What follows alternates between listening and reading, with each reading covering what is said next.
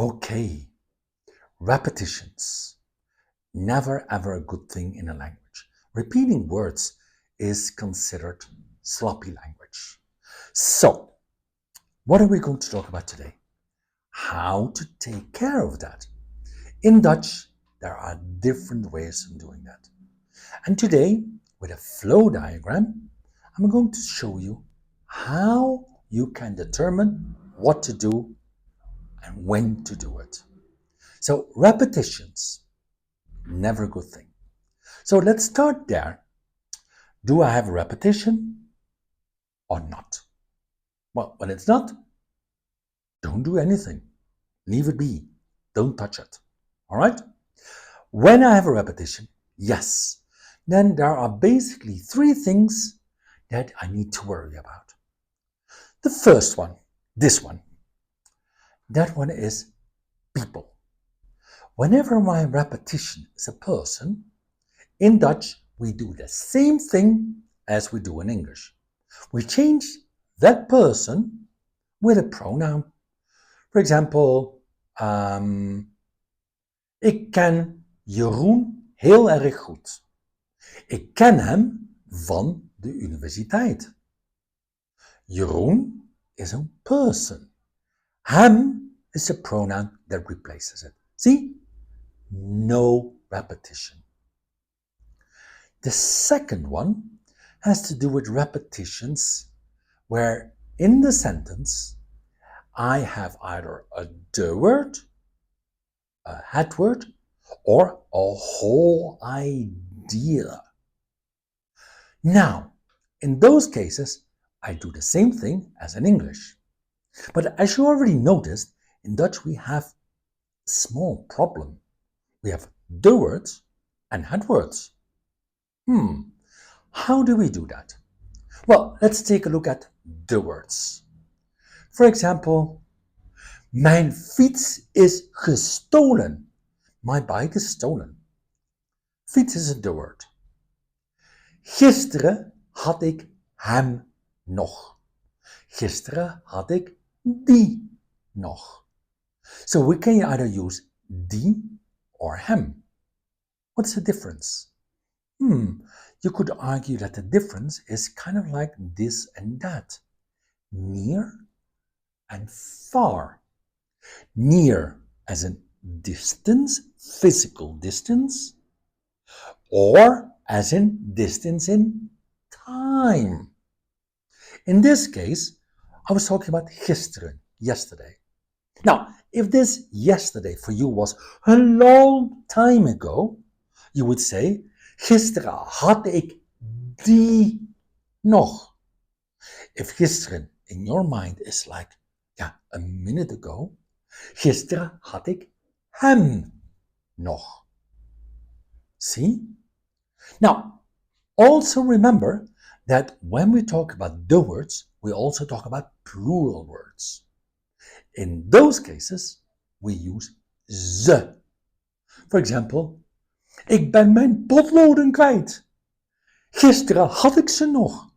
Potloden is plural. The word, I replace it with ze. That's one way. Now, let's take a look at het words. A little bit different. Why? Because we use different pronouns. Let me think. For example, dit boek is erg interessant. Boek is a het word. Dit boek is near. Ik heb het geleend van de bibliotheek. Het as in near. See, it works the same as die and hem. Hem near, het near. Die was far, and now I could say, ik heb dat geleend van de bibliotheek. Okay, in this example, it wouldn't work. Why? Because dit boek is near. Obviously, I'm not going to say, ik heb dat geleend while the book is here. But that will be an option. Okay? And then we have the third one. A whole idea, a whole sentence like this. Luc wil zelf zijn auto repareren. Okay, he wants to repair the car by himself. Well, yeah, you can then say, ik vind dit geen goed idee. What is not a good idea? Yeah, the fact that he wants to repair the car himself. So I use dit when he's thinking of doing it, like now or the next hour. If he wants to do it this weekend or tomorrow, ik vind dat geen goed idee. Notice that indeed, when we talk about a whole idea, we use dit when it's near and dat when it's far. So this is how we take away a repetition, like in English, using pronouns. Now we go to this one. Let's say the Dutch way of doing it, a way that we don't use in English.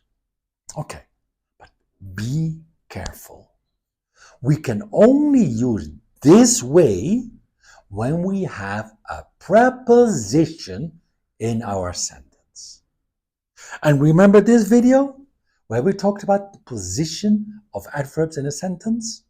Where one of the rules was that an adverb needs to go before the preposition? Well, yeah, that is what is important here as well. Now, we are going to use the adverb er. I know many of you dread that word. Oh, it's so difficult. Well, today you're going to see that it is actually not that difficult. When we have a repetition and we have a preposition, we can use er. How do we use it? Very easy. Er goes before my preposition, and that is how we are going to take care of that pesky repeating of words. For example, let's think. Heb je al naar deze film gekeken? Okay, we have naar as the preposition. Ja, ik heb er al naar gekeken. What did I do? Naar deze film. Deze film now becomes er. Er is here, preposition is here. What do I need to do according to the rules? Yes, put the er before my preposition. Easy peasy. But remember this video where I talked about that adverbs have a specific order, that some adverbs are more important, and that er is kind of like Koning Willem-Alexander, the king.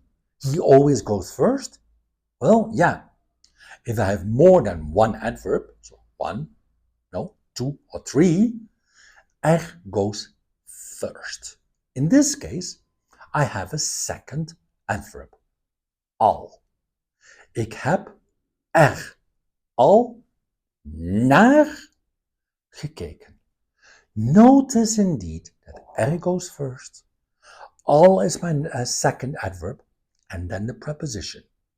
It follows the rules, indeed, of, yeah, all the adverbs need to go before the preposition. That is how we take care of a repetition with a preposition in the sentence. See? Very easy. Where can you practice this? Here, in this course. So, study this. Study the rules. Follow this flow diagram and then practice. Don't forget to watch the other videos on adverbs and see you next time.